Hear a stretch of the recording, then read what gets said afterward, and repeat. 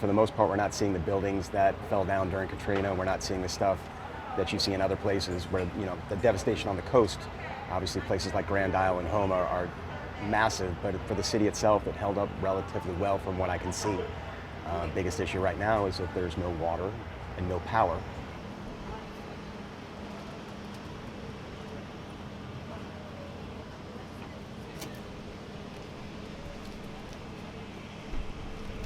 That whole thing right there is filled with gumbo, Okay. ready to cook, ready to, just ready to heat up. We're lucky we've got gas.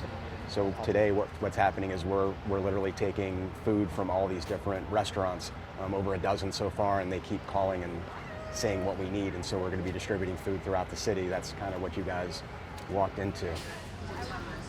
Everything today, everything you see in this shop is going to move. We're going to load it up in temperature-safe Cambros, put it in trucks, and drive it around the city, house to house, block by block. Should I get one more? I think when we're talking about especially vulnerable people, we as Culture Aid have been serving about 3,000 people a week for the last year and a half.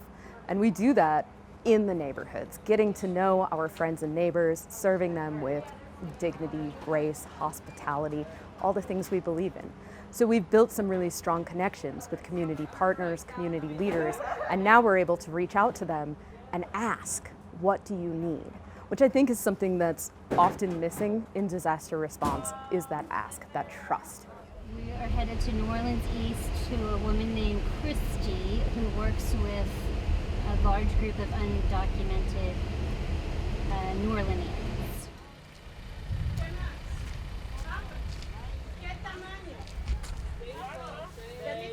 Some of those community members that came with us, if they would have stayed home, they would have died.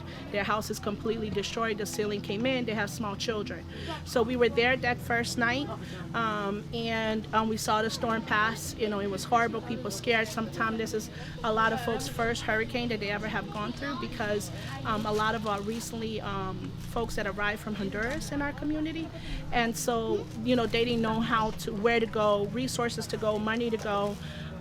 And so that wasn't a city assisted evacuated. There wasn't a mandated evacuation like we had for Katrina. So the circumstances was very different than what we have right now. And so I knew that even if I wanted to leave, I couldn't leave, because I knew these folks and these children was going to stay behind. Nosotros no pensábamos de que eso iba a suceder, porque yo nunca he pasado eso aquí.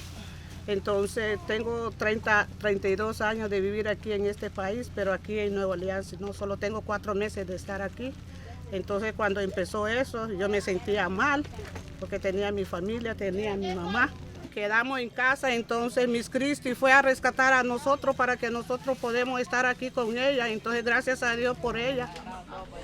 Day before yesterday, around 8:00 p.m. in this neighborhood, the lights went out.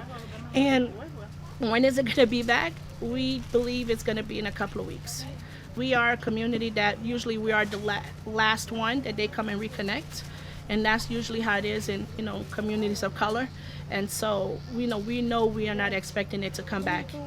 Right now we're going to try to figure out what are the immediate needs. The immediate needs right now, I'm asking everybody for Pampers, milk, wipes. We have a 9-year-old woman with us that we're just trying to figure out the basic need. This is just, we try to get the children fed early in the morning, in the afternoon we have to become our first responder. And like I always said, before 911, because 911 is not working right now. The police is not responding to our calls right now. Everything that happened, we have to be able to be our first responder for our community, and that's what we've been doing. I think that's done. Oh, nice. So this is all sandwiched up. Okay, I think one of the things that we're all trying to figure out right now as a community, as a city, as disaster responders, is what does this look like next week? And unfortunately, this is an unprecedented situation. We don't know what happens next. We, to some extent, don't know what happens so far. And I think it's really important to give each other grace and to work together. We can get through this.